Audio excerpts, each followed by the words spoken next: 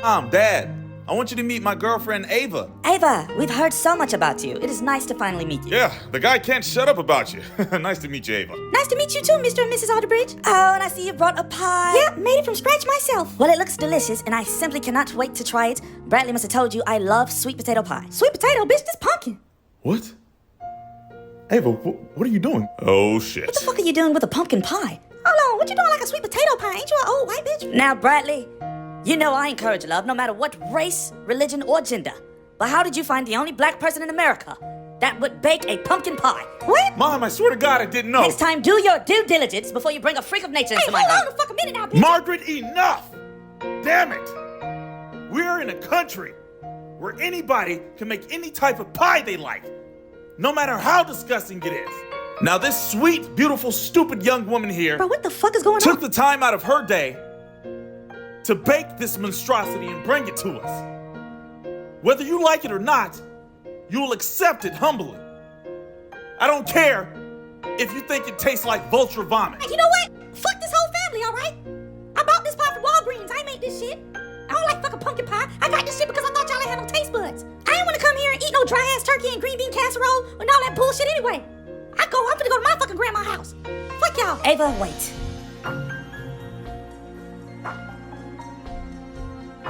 Can you take this pie with you?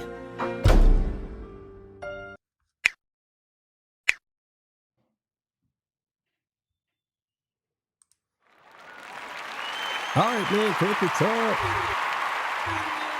King's back, baby. You know what it is. Hey.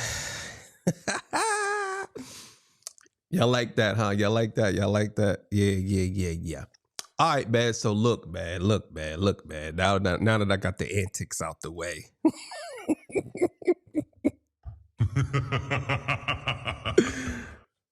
Bitch, that's pumpkin pie.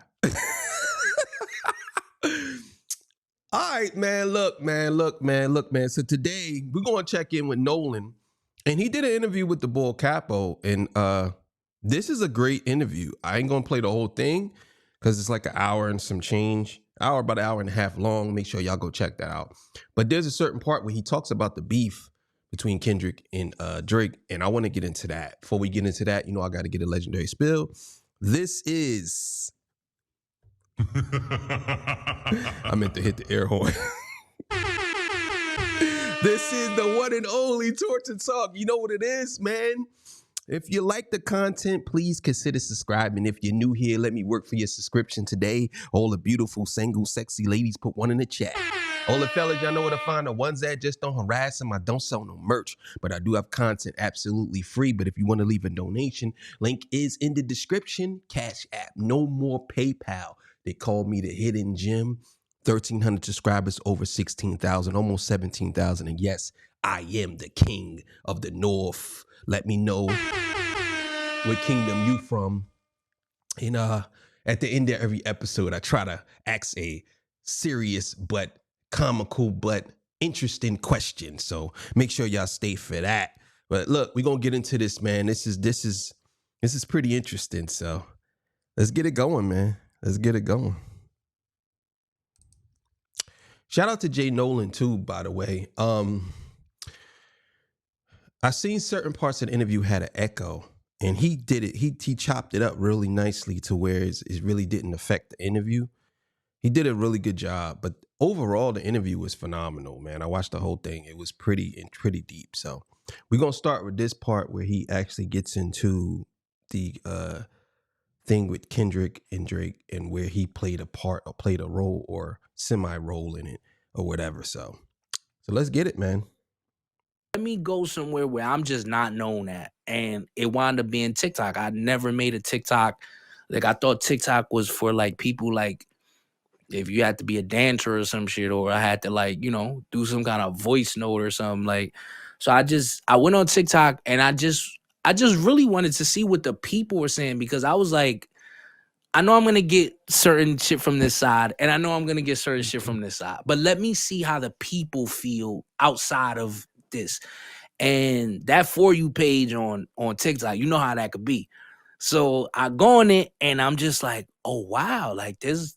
So I make my first video, And I was just talking as like a fan, just trying to see where the fans were, whose side were they on and all that. And I just saw like, Well, I'm gonna tell y'all right now. I have a TikTok, but I don't use it. I battle rap, and one of my battles, I battled a girl called Shice Raw, and someone reported me and said that I was bullying her in the round. Now, if you go look it up, there's some clips over there on TikTok. I might even link my TikTok to in the description from now on, so y'all can go see. But I don't really use it like that. I've been stopped dropping videos over there. But yeah, I got some clips of my battles up. So, but yeah, I understand what he talking about TikTok. Let's keep it going. and I was just talking as like a fan, just trying to see where the fans were, whose side were they on and all that. And I just saw like just this big influx. Like I had some strong opinions about like things I was hearing, and I just saw the strong opinion of, you don't know what the fuck you talking about, and you ain't nobody. And mind you, I had no followers on TikTok. I had like 100 followers.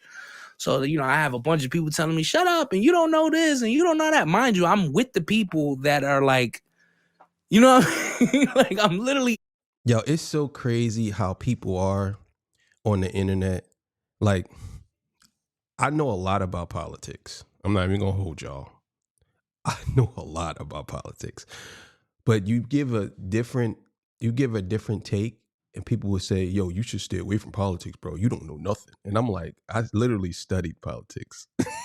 People will say, you don't know nothing about politics, right? It's so crazy. I understand exactly what you're saying and I also know a lot about movies. I know a lot about Game of Thrones. I'm a big Game of Thrones fan. You know what I'm saying? That's like King of the North thing. But anyway, so when he says this, I just imagine a dude who wrote stuff for artists, so song for Drake, and you're telling him he don't know anything about what's going on, and he is one of the guys that literally wrote a verse or a couple of verses for Drake. It's unbelievable that people would do something like that. That's what I'm saying. You gotta be real careful about who you talk to online. It's crazy. In the mix of this whole shit, people don't know Dot has an apartment in Brooklyn. So I'm like literally in the mix, and everybody's kind of waiting for Dot's response. And I think I slipped up and I gave up a little bit too much of what was on Euphoria, but it wound up not being that bad because I think it dropped like the next day. So it kind of saved my ass a little bit.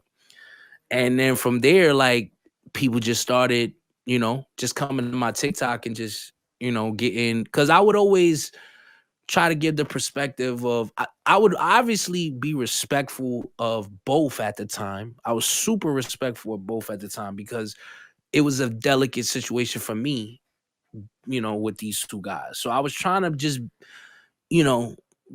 be the not referee, but just kind of, offer perspective. does this and then yeah. And I was doing a lot of that, and then it just got to a point where I started blowing up for it, and my takes, which were, it's funny because these were takes that I would give to these people's faces. It's not like I wouldn't text them how I felt or like said certain things and be like, yo, I don't think you should do this, or I don't, like I just said it on TikTok. And then when I said it, people would agree with me, and I would try to show people like, dog, look, I'm not bugging. Like the culture is saying da da da, and certain people didn't like it, and I think there was a certain paranoia that was created in the midst of the beef where like, artists just, I can only imagine that type of pressure when you got the whole world looking at you like that, and you start not trusting everybody, even though like. I mean, he kind of, and I understand what he's saying, but we all know that he brought that on himself. And all's fair in love and war. When you are in the mix of a battle, you got to understand that everything you say and do is going to be scrutinized. People are going to look at you a certain way. People are going to think that Kendrick Lamar could have told a whole bunch of lies about Drake. It doesn't matter because that's what battling is. Battling is who can smear the person the most, who can get the person out of here the fastest. That's what it's about. It's not about truth. Because a lot of times when you go to battle rappers lie all the time in their battles. They lie all the time. I just came like, yo, you know what I'm saying? I had to think of something other. I just came off of him fucking his mother. Oh, like, you know what I'm saying? It's all about punchlines. People lie all the time in battles. So I understand what he's saying, though, that he has to walk around like that. But, hey, man, he chose to engage. There may be history there. There may be, I think with anybody, I wouldn't trust anybody in that situation either. You know what I mean? So I just think like, that's just another credit to Dot just for being so masterful in creating, just this uncertainty in the air amongst everybody, bro. The whole industry was like, on its toes, like, oh shit, like damn, I gotta worry about if something going like, so that was just a master class from Dot, like to do that. And then, like, bro, I really just planned on kind of doing what you got going on right now, Jay. Just doing commentary and just speaking from my experience as a songwriter in the industry. And I was gonna bring up guests, I seen you talking about it on your post. That was my plan, Jay. Real shit. I had no other plan outside of that. It was gonna be called the Chop Shop, and I mean, it's still now. That's just the name of the fan base, but it was this whole thing that I was like creating, and then I just wake up, and then boom, it's just and it wasn't just my stuff that came out. Other things came out too, but I think it was such a big deal because it was like, no, like, I think that's what made it such a big deal, because there was other things that came out that I'm like, that shit was in the media for like 3 days and then niggas just stopped talking about it. But our shit just continued, and a little bit of it's just, like, you know how the internet is, bro. Like, but I just wanted it to be clear that shit, I had nothing to do with any of that. And again, to the person that did do that, whatever the situation is, I can't say I know what the situation is, haven't looked into it or anything like that, but whoever that person is, they know who they are, and it's a bit fucked up that you're more concerned about a position than just admitting to your wrong. Like, you know what I mean? Like, I think it's cowardice for to make me have to bear the blunt of this, especially when I didn't. I mean, I get what he's saying, but it kind of sounds like it's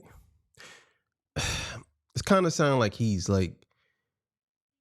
walking on eggshells right now, and he's talking about something like, because for the average person, they have no clue what he's talking about.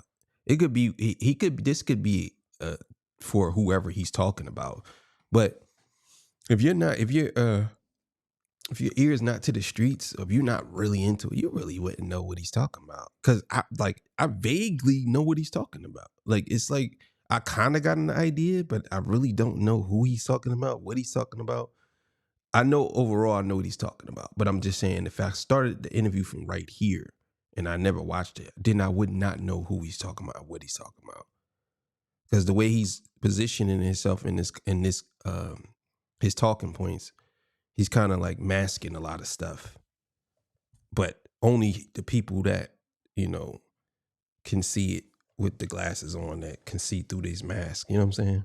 Do anything wrong. You know what I mean? Yeah, man. And it's crazy because I seen how once we kind of started talking about this situation on my channel, I check the comments. I don't respond to all of them, but I see them. People started trying to put a little bit of a spin on it, like, Chapo must be the mole Dot was talking about. And I'm like, I don't know about all that. Again, it's just an attest to, bro, the industry is small, man. Like, you know what I mean? And I see all these people say, like, these OVO and shooters and all of that. And my thing is, OVO is a rap crew. Like, now, if you were talking about like Reps Up and some of them guys, yeah, I would, be like, those guys are a little bit more serious. But like, nobody is scared of nobody over there, bro. Dot didn't need anybody to try to spill tea on that boy. Like, if y'all think that battle would have went any other way than how it went, like, come on, bro. Like, you know what I mean? This man Dot has been waiting for that for over a decade. You know what I mean? And just knowing both of them and knowing how both of them, you know, what their skill is, how good, you know, who's good at what, I just kind of knew there was no other. And then my whole thing was Dot getting with the right producers. But once I saw that he was linked up with the right producer, because I knew about him linking up with Mustard before anybody. Like, I was like, oh yeah, it's over. He about to bring the Mustard run back. Like, yeah, it's over. Like, Yeah, and I will say, a lot of artists probably feels the same way he feels. They just afraid to say it because of the Drake stimulus package at the time. I think now you're going to start to see a lot of artists come out and say, Drake lost that battle. The thing is, you're going to get someone that's going to say they feel like Kendrick won, but it's going to be a but there. But they're going to say Drake lost the battle. I think that what he's saying is he already knew that Drake was going to lose. I told you how I felt. I said Drake was going to get his boots smoked, and he did. Everybody knew he was going to lose. Like, it was no ifs, ands, or buts about that. Knew he was going to lose because Drake is not a good artist like Kendrick. Kendrick Lamar is 10 times better than Drake when it comes to artistry. Like, people could try to pretend and say what they want, but he's nowhere near as good as Kendrick. Like, y'all know this. Drake fans know this. Everybody knows this.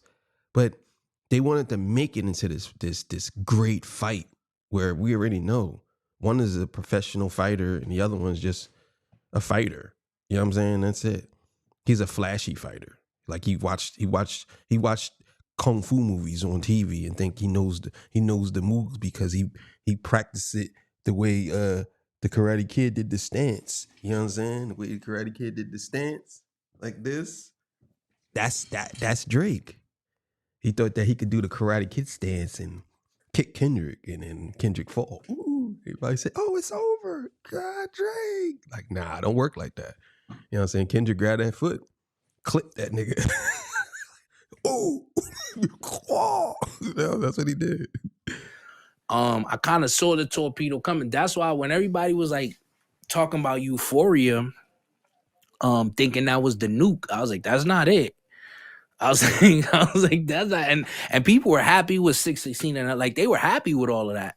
And I just remember telling everybody, kept coming on my page like, yo, what's that? I'm like, it's not it yet. It's not it yet. And then once it hit, bro, I just kind of knew, because I just know hip hop culture, and I knew how, like, I knew the checkmate position old boy put himself in with the heart part 6.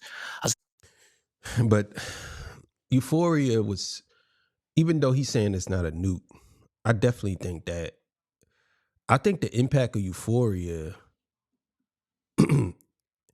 it was felt, I would say felt faster, or it felt broader than Not Like Us at first. And then all of a sudden, obviously Not Like Us blew up. But when everybody heard Not Like Us, a lot of people didn't like it. And I told my boy, I said, nah, bro, this right here, this gonna be the biggest record of his career.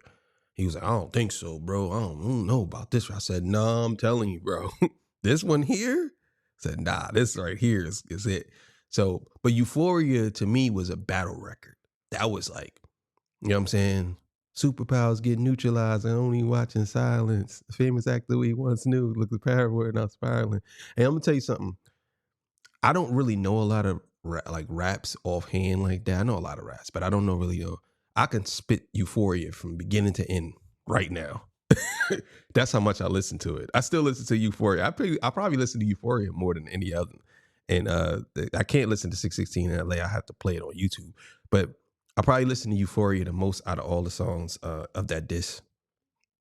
You checkmated yourself. You fed right into. I remember I seen my brother Daylight say something like this. He was saying that, like, yo, bro, you checked. Like, the slave line, I wouldn't have said that. You went right into his ballpark. You know what I mean? Like, you went right into it willingly. You fell for the traps, you fell for the bait. And this goes into a little bit of what people were saying, like he's not as calculated as people try to give him credit for. And I think Dot He's really not. I don't understand why people think Drake is so calculated. Drake is not calculated at all. Like, I don't know where that came from. He's not. But you know the crazy thing is, I think Kendrick Lamar really didn't want to end Drake's career. I think Kendrick Lamar wanted to battle. I think Kendrick Lamar wanted to battle Drake on the charts. I think he wanted to battle him on the charts. Because if you look at it, if he never spit that slave bar, Kendrick probably wouldn't have said that, the colonizer bar. He wouldn't have said that. I think he wrote that verse. Kendrick wrote that. To me, I think Kendrick wrote that verse the day after he heard that song, after he heard Family Matters. And when he said that, I think he wrote the verse, or he heard Family Matters already and he had that in the tuck. And I think that he knew, he was warning Drake, saying we should just keep it a friendly fade. Like, he kept telling Drake, like, don't tell no lies about me and I won't tell truths about you. Like, he kept telling him throughout the whole battle. And he was basically giving Drake the blueprint to actually go back and forth with him, because I think Kendrick Lamar wanted to enter Drake's realm and beat him on his turf. I don't think he wanted to end him in the way he did. I think he wanted to be like, okay, you know what? Let's battle like this. Hit for hit. Because if you think about it, Not Like Us, certified hit.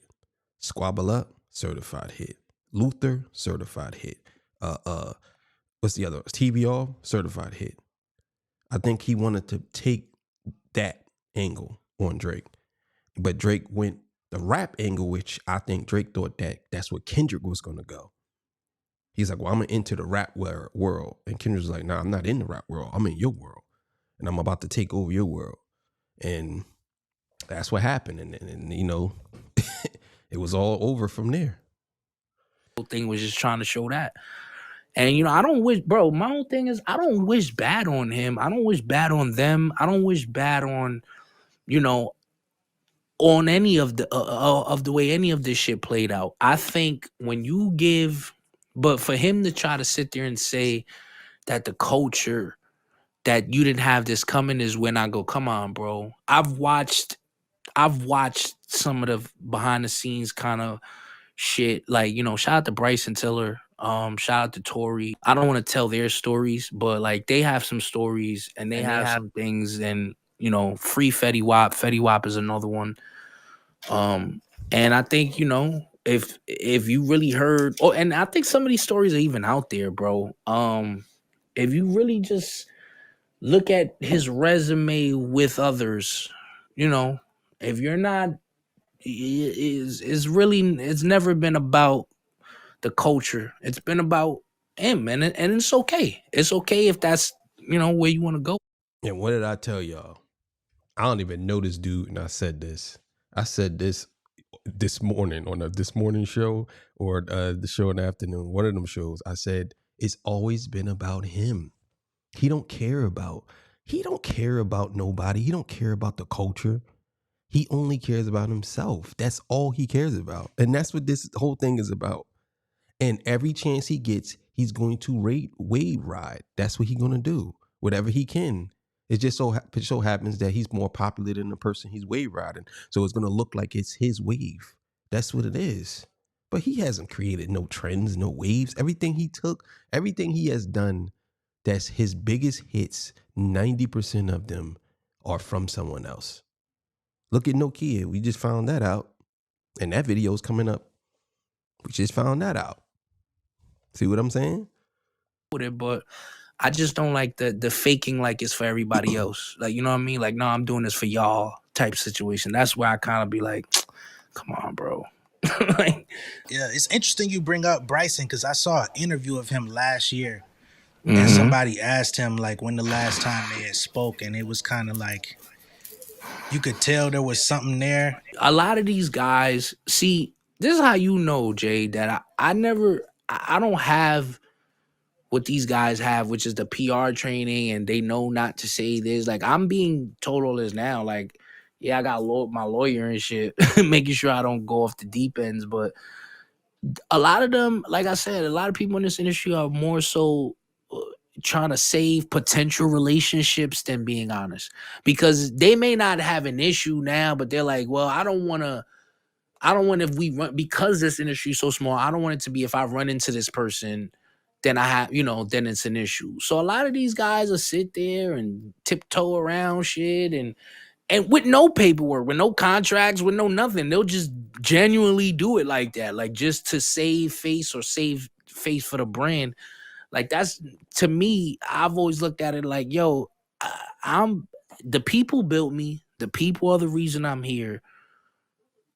That's who I do it for, bro. Like, you know what I mean? Like, I'm not into it for the making, the white man at behind the desk happy, or him feeling like now he got a direct line to the culture because he's messing with CHAPO. Like, I don't really carry it like that. And I've seen the industry try to interject its celebrities, and I've watched the culture collectively be like, "No, I'm good." Like, "No, I'm good." Like, you know what I mean? Like, not to throw any shade or anything, but I watched it with Ice Spice. I watched them build. I watched her go from supposedly this unknown chick in the Bronx to Dunkin' Donuts commercials, and it's supposed to be like this big Cinderella story rollout. And come on, bro, she was signed before the Munch video. Who you think paid for the Munch video? $10K.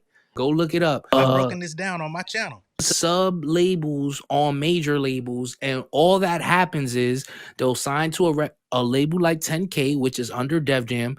10K will work the record, get all the budget, get the video up, and then they'll present it to the public, and they'll just move their contracts up, and they'll roll her out as she was so amazing that we had to give her a deal because she was just heating up the streets that much. And it's bullshit. It's such bullshit. I mean, but what do you think they supposed to do though? Like, this is how people make money. This is what companies do. Like, I understand what he's saying, I'm just playing devil's advocate, but this is what they do. Like, you can't really be too surprised that they're coming out saying these things. Companies lie all the time to make money.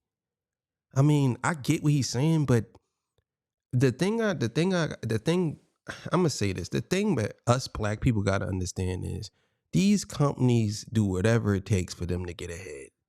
We gotta stop acting as if we don't understand how business works.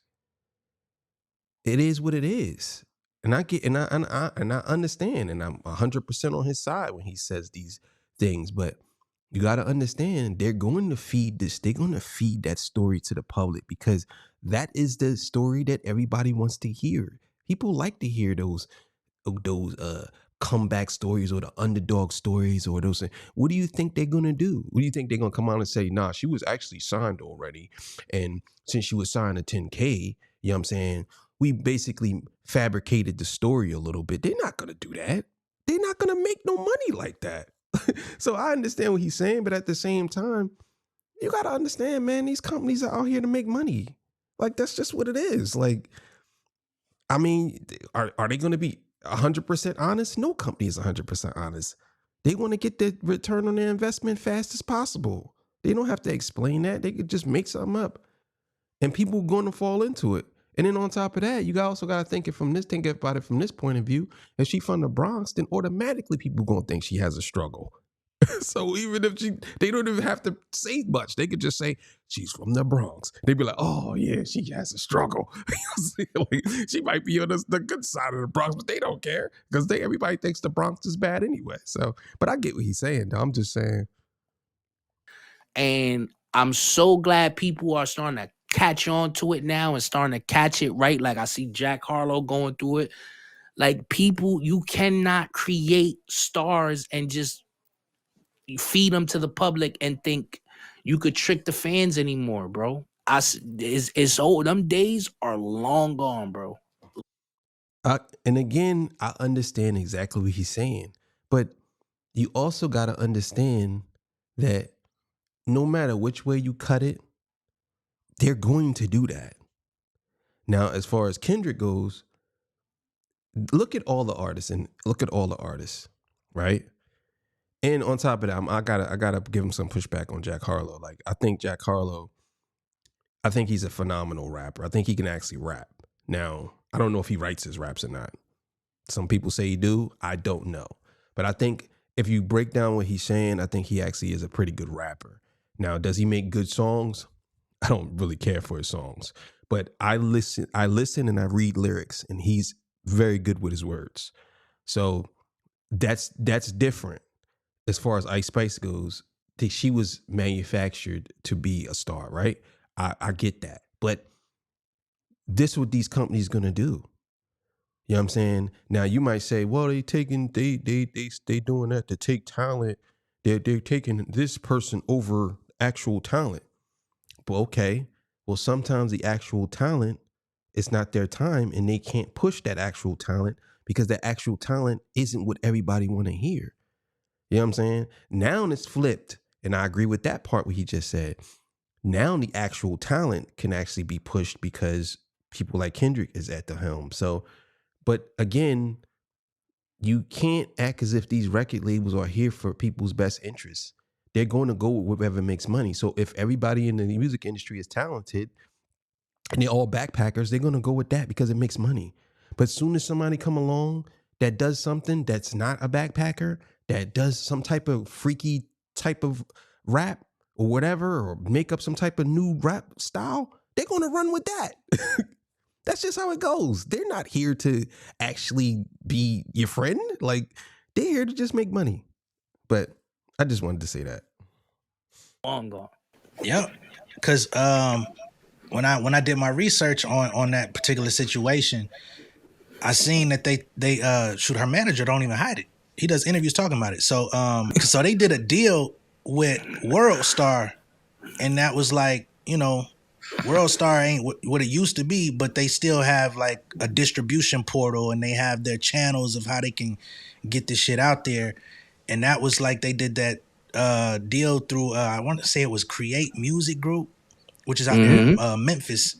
And they came together and you know put their heads together and all this shit, profit splitting and all that, and that's what we ended up getting, because I believe she blew up off of World Star. And then, of course, the next thing was like the On the Radar shit, and that took it somewhere else. And you know, if you pay attention, you can see you see the footsteps. That's what labels like bank on. And then my question to Jay Nolan is, okay, I understand exactly what you're saying, and I get what you're saying. Okay, then why won't you do that? While everything that she just doing, you are way better artist than her, way better rapper than her.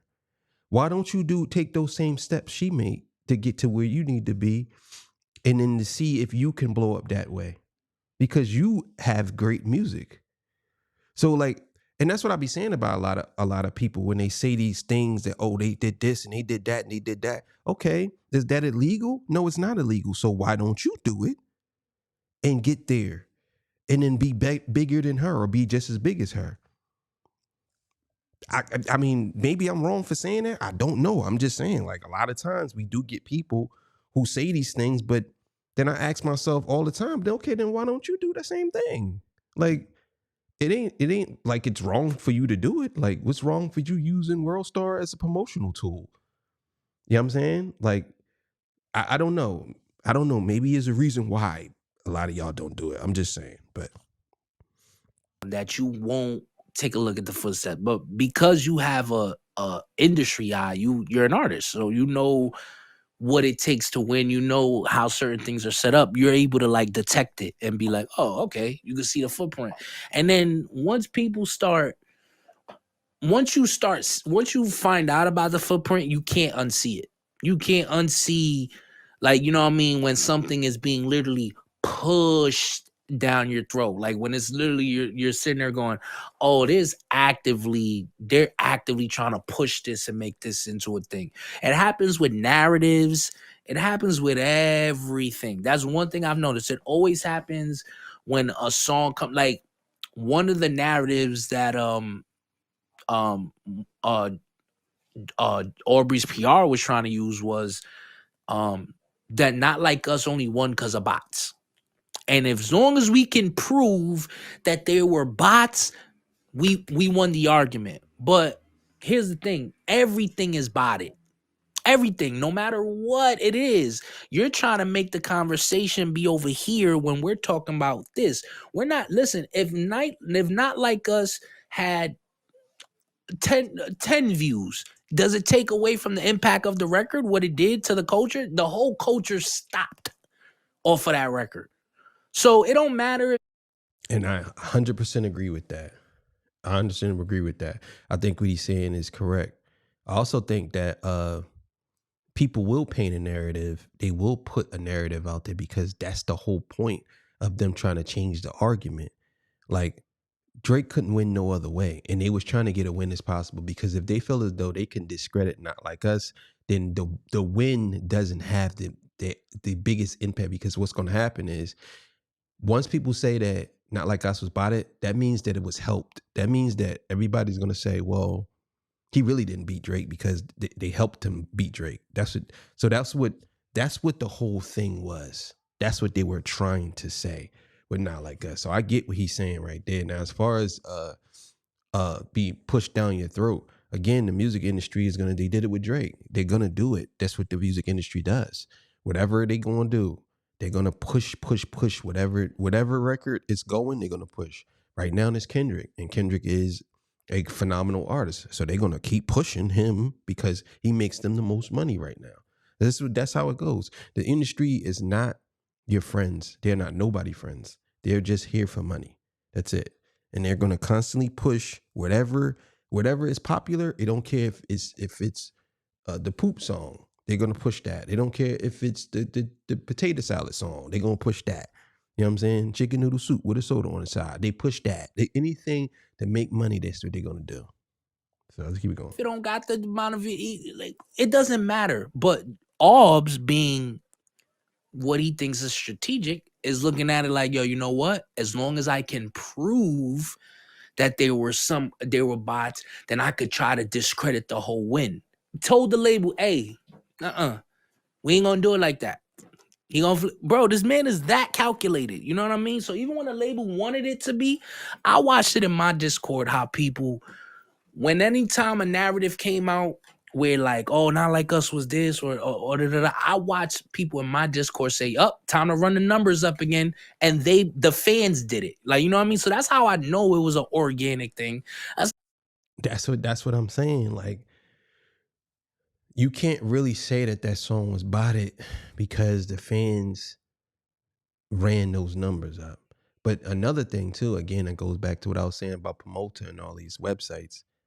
An average person can actually just go and put some money on something and then push the song up. It don't have to be even had anything to do with Kendrick. The average person could do it. Like you could see for yourself. You could literally go on Fiverr right now, say organic YouTube views, right? Type in YouTube views, all these different people will come up, and they'll tell you to send them the link. You could send a link from any channel, any song, anywhere on YouTube, anyone. You could do it today if you want to, right now. You could just try it out if you think I'm lying. Go look it up. Fiverr, go on Fiverr, take a YouTube link, put it in there, pay $3, $5, whatever, and then you'll see. And then the views will go up 1,000, 2,000, 3,000, whatever. They'll say 10,000 organic views. That's what they do. So people the normal average person, they want to see an artist like, I don't know, like Doechii blow up. 100 people can put $100 on it. She'll get 100, 200, 300,000 views on a video. That's what they do. And it's not illegal. I know. I'm like, yo, bro, people just genuinely, bro, you can't deny that was one of the more standout records of the shit. Not to mention, bro, like because with this whole lawsuit and everything, there's this whole campaign, and it's crazy because when his legal team came out the other day, talking about now we get to see all this, I'm like, why would y'all do that? You know what I'm saying? Because now you're making it obvious that this is a PR thing. Funny thing about it to me is, from the minute that song dropped, it was what it was. You can't erase that, because I mean, we lived it. So it was like the nigga just dropped Meet the Grams the night before. Like niggas was already going crazy off of that because of what he said and how he broke that song down.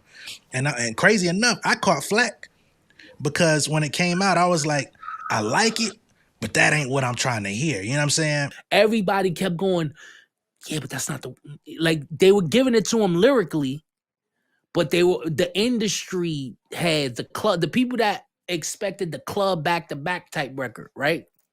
We're sitting there with the, I don't know face.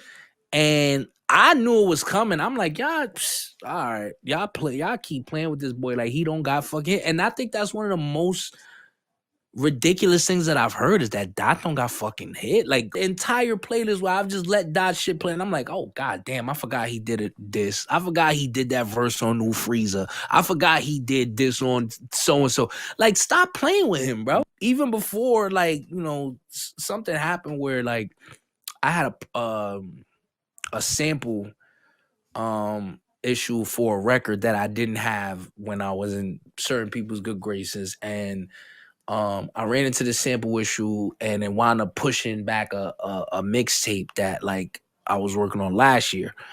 And I ain't trip about it. You know what I mean? It wound up getting fixed because in the beginning I said Larry Jackson, who went on to become like one of the heads over there at Apple, was one of the first people involved in my deal with Harvey Mason. So he was able to like fix that for me pretty quick. But there was people that were trying to stop, you know, that song from coming out because they thought it was something else. It was a song I had called Journal Entry 6 because I numbered my journal entry series, and I had a one coming out called Journal Entry 6, and that shit made people think that I was about to like it was a whole thing behind this record. But I wound up getting it cleared and everything like that, and you know that's when I was just like, damn, these niggas really tried to stop a record. But there's other things that's uploaded that you need direct okays from in order to happen. And I have them uploaded. So, you know, like I said, it's like you said, bro. I just let people do their homework, bro. Real shit, but Absolutely. And since we're talking about your music, what is it that you want people to really get out of this CHAPO project? All right, so I'm gonna end the div. Y'all want to watch the rest of it? It's actually more. He talked about more on there. I might do a second part to it, but yeah, I just wanted to catch y'all up on that part. You know what I'm saying? Yeah, that was a pretty good interview. Make sure y'all go check that out. Yeah, man, Jay Nolan doing this thing, man. I gotta shout him out, man. He doing this thing, man. I like Jay Nolan channel. I think that you know, he's another one to me that deserves 1 million subscribers. Yeah, he's doing this thing. And this interview, you know, was one of those interviews where, you know, y'all gonna like it. So make sure y'all go watch it. It's about 1.5 hours. It's actually over 1.5 hours long. It's an hour and 29 minutes. So it's pretty decent though. So today's question is, can you be in love with two people at the same time? And if you are, how do you choose the one you want to be with? So, all right, man. Thank y'all for being here with me. I appreciate y'all. I'll see y'all on the next one. Peace. Bye.